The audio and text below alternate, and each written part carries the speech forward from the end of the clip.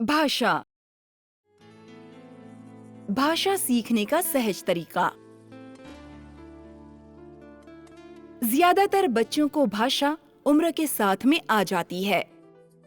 मातृभाषा सीखने के लिए उन्हें किसी स्कूल में जाना नहीं पड़ता। फिर क्यों बच्चों को भाषा सीखने के लिए इतना प्रयत्न करना पड़ता है? तीनों ही सही वर्णन कर रहे हो। मैंने तुम्हें अलग अलग मौसम में वृक्ष तलाशने के लिए भेजा था।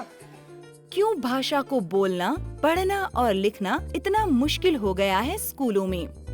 ये आम बात है कि आज तीसरी कक्षा के बच्चे को भी अपनी पाठ्य पुस्तक पढ़ने में कठिनाई होती है।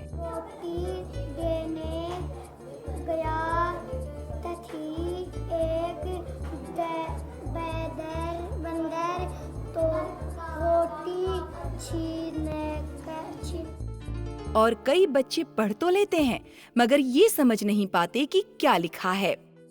हालांकि इन प्रश्नों के उत्तर हमारे स्कूल में भाषा पढ़ाने के तरीकों में छुपे हैं। भाषा जो स्कूल में सीखते हैं। अच्छी कविता भी बोलती थी। देखो तुम्हारी किताबों में कविता है ना काफी। ज्यादातर स्कूलों में सिखाई जाने वाली भाषा स्थानीय भाषा से अलग होती है। जिन स्कूलों में हिंदी सिखाई जाती है वहाँ अक्सर देखा गया है कि शिक्षक बच्चों से स्थानीय भाषा में बातचीत करते हैं। सभी बच्चों को अपनी अपनी रुनझुन की किताब निकालनी है। निकालो। और अब देखो इसके बाद में दूसरा नंबर क्या है? किताब को लेखक गुण है। ये किताब ने छापी गुण है यानी बनाई गुण है। हाँ पूजा बताएगी। तू बैठ बैठ। शाबाश। अमर गोस्वामी। क्या नाम है इसमें? इस वजह से हिंदी भाषा मात्र एक विषय बनकर रह गई है जो रटी जा रही है, जबकि भाषा व्यक्त की जाती है। जिस प्रकार रोज बातचीत करके हम अपनी मातृभाषा सीखते हैं। आपको सुनना है ये कहानी, फिर मैं आपसे पूछूंगा तब आपको उत्तर देना है। रोजमर्रा की बातचीत से भाषा ज्यादा बेहतर तरीके से सीखी जा सकती है। समग्र भाषा का संग्रहण। समग्र तरीके से भाषा सीखने से तात्पर्य ये है कि हम उस भाषा को अच्छे तरीके से पढ़, लिख, बोल और समझ सकते हैं।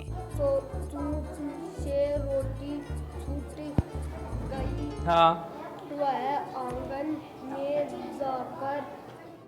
परंतु स्कूलों में भाषा रटाने के तरीके से सिखाई जाती है, जिसमें समग्र पद्धति नहीं होती। हम चाहते हैं बच्चे हर अक्षर को संपूर्ण तरीके से याद रखें। इसका मतलब है कि बच्चों को हर प्रतीक को पढ़ना और समझना चाहिए।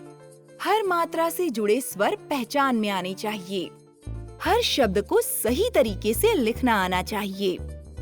इस प्रकार भाषा रटाने के तरीके से अक्षरों की कड़ी टूट जाती है और सही भाषा का प्रयोग नहीं होता। छोटे बच्चों के लिए रटकर पढ़ना एक चुनौती हो गई है। उनके लिए बहुत कठिन होता है पाठ्य पुस्तक के उन शब्दों को पढ़ना और याद रखना जो वे अपने बोलचाल की भाषा में इस्तेमाल नहीं करते। हिंदी लिखने में हम देवनागरी का इस्तेमाल करते हैं, जिसमें बहुत सारी मात्राएं और स्वर होते हैं। बच्चों को इन सब को अच्छे से सीखने के लिए लगातार इनका इस्तेमाल करना होगा। NCERT की सलाह। भाषा इस तरीके से सिखाओ जिसे बच्चे अपने रोजमर्रा की गतिविधियों से जोड़ सके। ये जरूरी है कि बच्चों को प्रिंट रिच वातावरण दिया जाए, जिसमें बच्चे शब्दों को तस्वीरों के माध्यम से पहचान सकें। उन्हें ऑडियो रिच वातावरण भी देना बहुत जरूरी है, जिसमें शिक्षक और छात्र हिंदी में चर्चा कर रहे हों। आज मैं तुमको एक अच्छी सी कहानी सुनाऊंगा। सुनोगे? हाँ। देखिए मेरे पास छोटी छोटी दो कहानी हैं। एक शेर की होदा और एक टीनी और टेप। आप कौन सी सुनना पसंद करेंगे? दोनों ही सुनोगे? कहानी की वे किताबें जिसमें तस्वीरें बनी हों बच्चों को आकर्षित करती हैं। का शीर्षक है जादुई चिराग। जादुई चिराग क्या है? जादुई चिराग। चिराग जानते हो ना? दीपक क्या होता है? दीपक। दीपक हम कब जलाते हैं? ये भी एक तरीका है बच्चों को नए शब्दों से मिलाना और उनको पढ़ने की कला सिखाने का। चित्रों को देख करके वो समझ में जाते हैं कि इसमें ये लिखा हुआ है।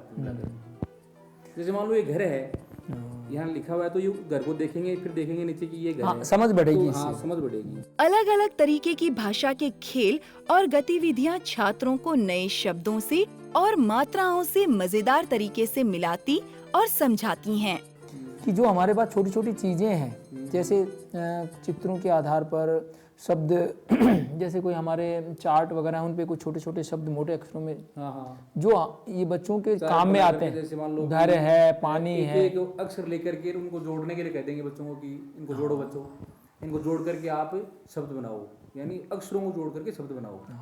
तो एक बार थोड़ा उनमें सुधार हो रहा है। तो शब्द पहचान के लिए तो हम यही करेंगे कि उनको जो शब्द हैं उनको लिख लिख करके और छोटे छोटे चार्ट में छोटे छोटे टुकड़े बना करके सिखाएंगे। रहता हूँ कहाँ है?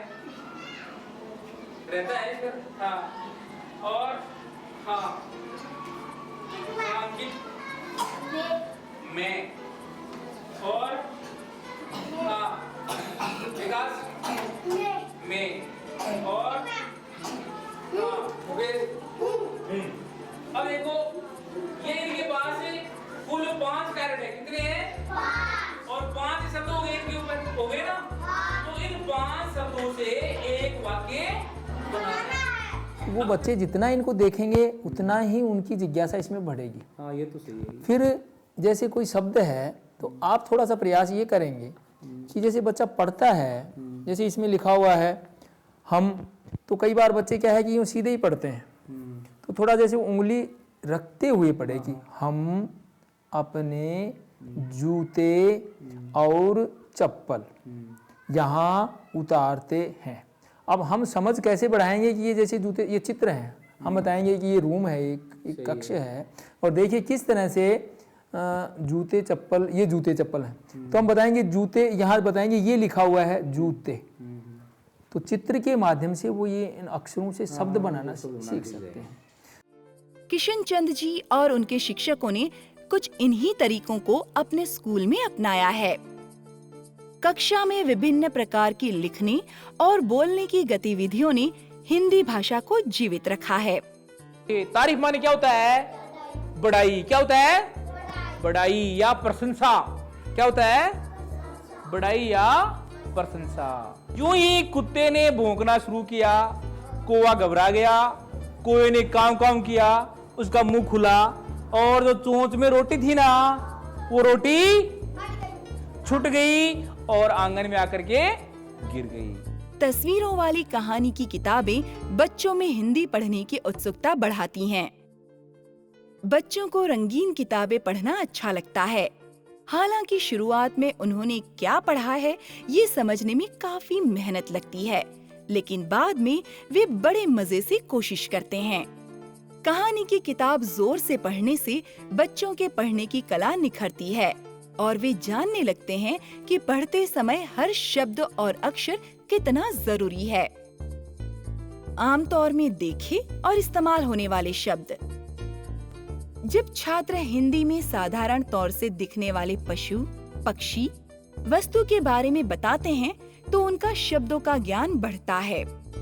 शिक्षकों को छात्रों को अपने विचार प्रस्तुत करने के लिए प्रोत्साहित करना चाहिए, चाहे वो पाठ्य पुस्तक की कहानी हो या किसी और किताब की। इससे छात्र धीरे धीरे भाषा की कला में निपुण होते हैं। भाषा को स्कूल और कक्षा में बातचीत में लाना ही भाषा का समग्र ज्ञान है। बच्चे शब्दों, मात्राओं को तभी जल्दी सीख सकते हैं जब वो आमतौर से दिखने वाली चीजों और हरकतों को उससे जोड़ पाएं। विभिन्न प्रकार की गतिविधियां और भाषा के खेल से बच्चों की भाषा के प्रति रुचि बढ़ती है। इसमें अक्षर और शब्द देखना शामिल होना चाहिए। तस्वीर वाली किताबों, तस्वीर पत्रकों को पढ़ना और समझना जैसी गतिविधियां छात्रों की भाषा लिखने और पढ़ने के प्रति चाह बढ़ाती हैं। बच्चों के लिए जरूरी है कि उन्हें प्रिंट रिच और ऑडियो रिच वातावरण दिया जाए, जिससे वो अपनी स्थानीय भाषा के साथ हिंदी भाषा आसानी से सीखें।